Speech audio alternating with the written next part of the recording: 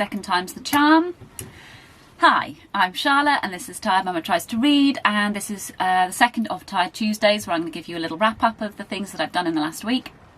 It is also the end of Springathon, and I think it was 2 weeks ago yesterday, so I hope you all had a really good read-a-thon. I know that some people just had a really amazing time, and I sort of wish I was one of them. I feel bad when I don't get on with the read-a-thon, but it absolutely does not reflect on the read-a-thon. It reflects on my ability to stick to a TBR, which is just, I just can't do it. And there's a few different reasons for that. I think one of them is that when I feel forced to read a book, I am almost thrown back to like university days, and all of the books that I found interesting suddenly become uninteresting when I know that I have to read them by a certain date.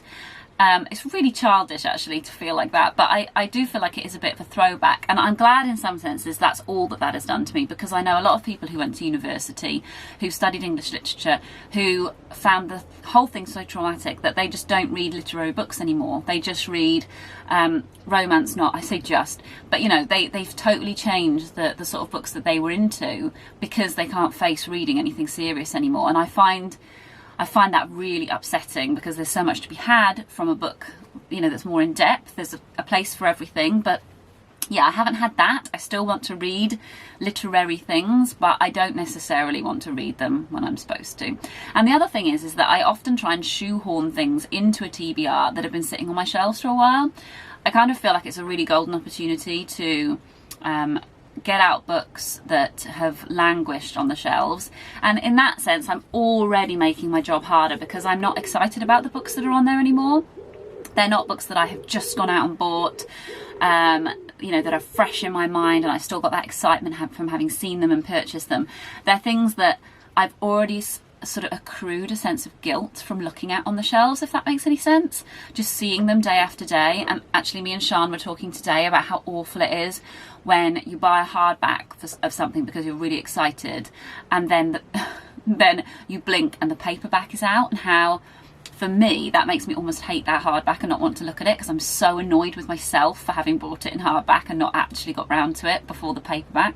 So yeah, I think I did a bit of that with my TBR, and that set me at a disadvantage. But Springathon, I read The Salt Path by Raynor Winn, and as you will know if you tuned into last Tired Tuesdays, I did not like it.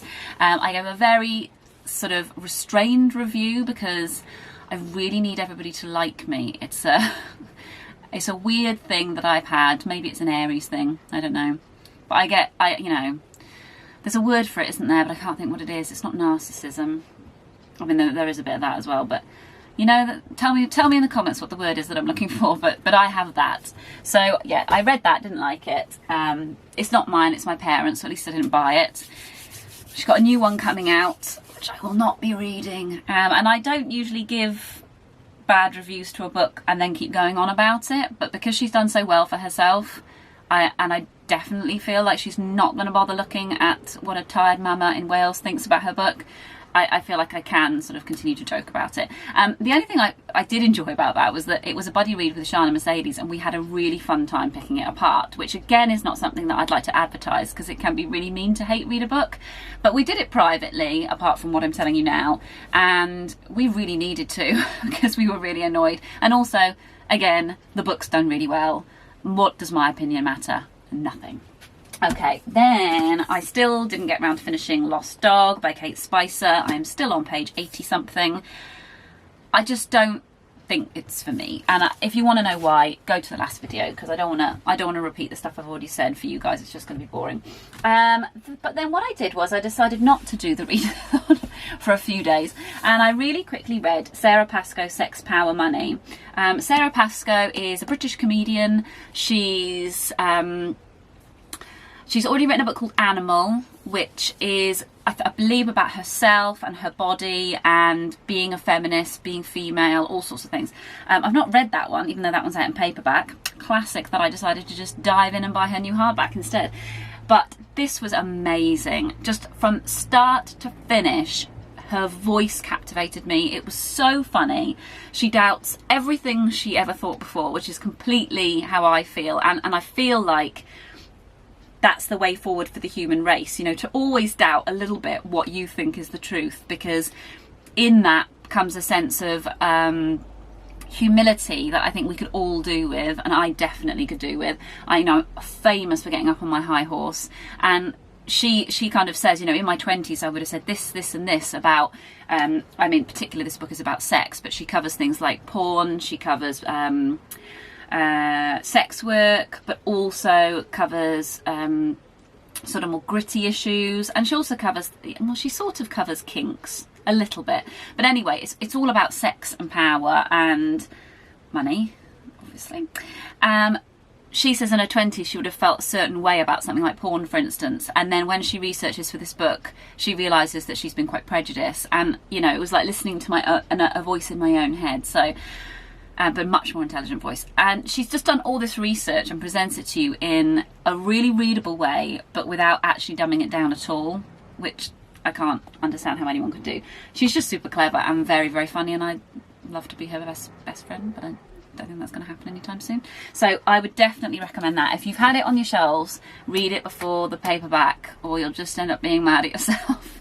Then I secretly, sneakily joined Siân and Bert of PaSTORY Times 90s book club that they do. They were reading Girl Interrupted by Susanna Kaysen. I can't believe I've never owned this, because this would have been, it would have been after my time as a book, before my time as a bookseller that it was big, but it would certainly have still been on the shelves when and I know it was on the shelves because I know the cover so well, when I was bookselling, and I never bought it. And I don't, you know, someone who loved Prozac Nation by Elizabeth Wurtzel and who watched this film and did really enjoy it, I can't understand how I didn't buy the book. I find that really weird. And it also strikes me as the sort of book you're probably likely to find in a charity shop as well, and yet never ever actually got it on my shelves. So I bought this, I read it in about a day and a half, 2 days. It was really, really good. I think it stands the test of time very well. If you don't know the subject, it's about a young woman, Susanna, you know, the author, and she is reflecting upon the time when she was 18 and was committed to McLean Hospital to be treated for depression. It's a psychiatric hospital renowned for its famous clientele: Sylvia Plath, Robert Lowell, James Taylor, Anne Sexton and Ray Charles. So she's there for 2 years. She thinks she's going to be there for 2 weeks, and she's there for 2 years. And it's much less dramatic than the film, but I still found it really interesting, remembering the bits from the film and sort of placing them with the characters. I'm going to watch the film this week as well to kind of see the difference. I just really enjoyed it. I loved the way she wrote. I thought her prose was very sparing. I kind of felt like it was a really good tribute to Plath. There were a couple of bits that didn't age particularly well, but you know, things like, you know, this is an enormously expensive hospital, and all of the people there must have a lot of money behind them in order to be able, you know, for their families to pay for it. That's not discussed much. In many ways, why should it be? Because that's not the point of the book. But I think if you were writing this book today, that would probably be mentioned, because we're a lot more aware about things like privilege. So yeah, I really enjoyed it and would recommend it, and would love to know if you've read it or seen the film. And then I decided, because I really do want to give Springathon you know, the biggest effort I can, I am cracking on with Hiraeth. That didn't sound very good. Hiraeth, that's better.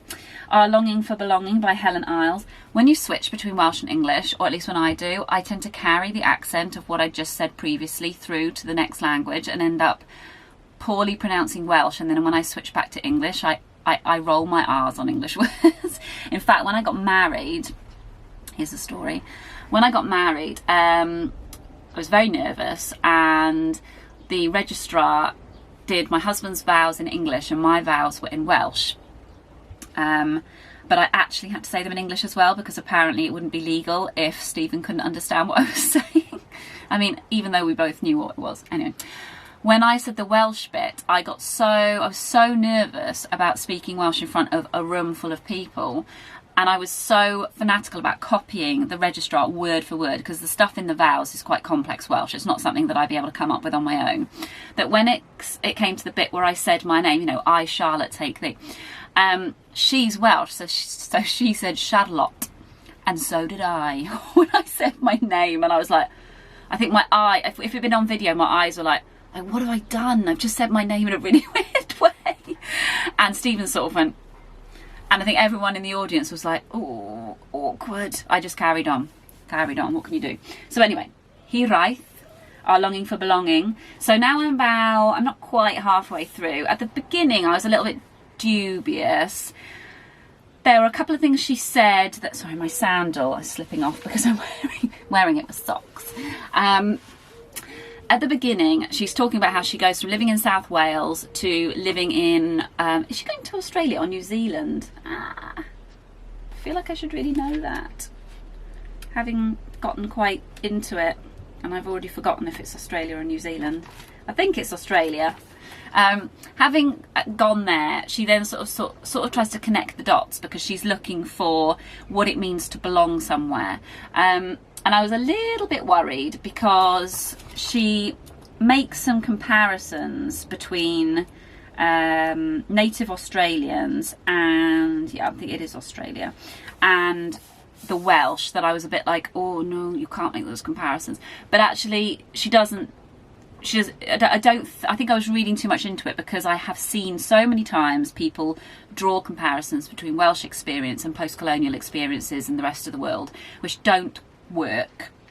That I was expecting her to go full throttle, but she doesn't, and she calms down and she gives a really good depiction of what life is like for native Australians, and I find that really interesting. And the communal living stuff, she's just as dubious as I am, because I love the, you know, I was born to live in a commune, you might think, but when it comes to it, I find people quite difficult, and I actually find people that want to live in a commune even more difficult. So and she has the same reservations, so I think we'd get on.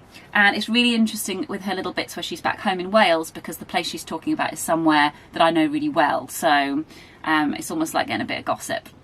So yeah, I'm really enjoying that. This might save Springathon for me, and thank you, Fliss, for sending it to me. The other two, which I don't even know what they are, they're in the house. I don't think they're going to happen. What I am going to read after this is I'm going to read The Rise and Fall of the Dinosaurs by Steve Brusatte. I'm not sure if that's right. This is a book that has been out for a while. I think it's been out for about a year or maybe even more. 2018 in hardback, 2019 in paperback. So this is kind of about what happened to the dinosaurs, surprisingly enough. But as my son, who is 4, is obsessed with dinosaurs, it's all we hear day in, day out, is he wants dinosaur figures, he watches videos on dinosaurs, he sings dinosaur songs, he has dinosaur clothes. This is his focus, and I kind of want to join him on that journey, but maybe even be vaguely useful to him, because at the minute he knows way more than me.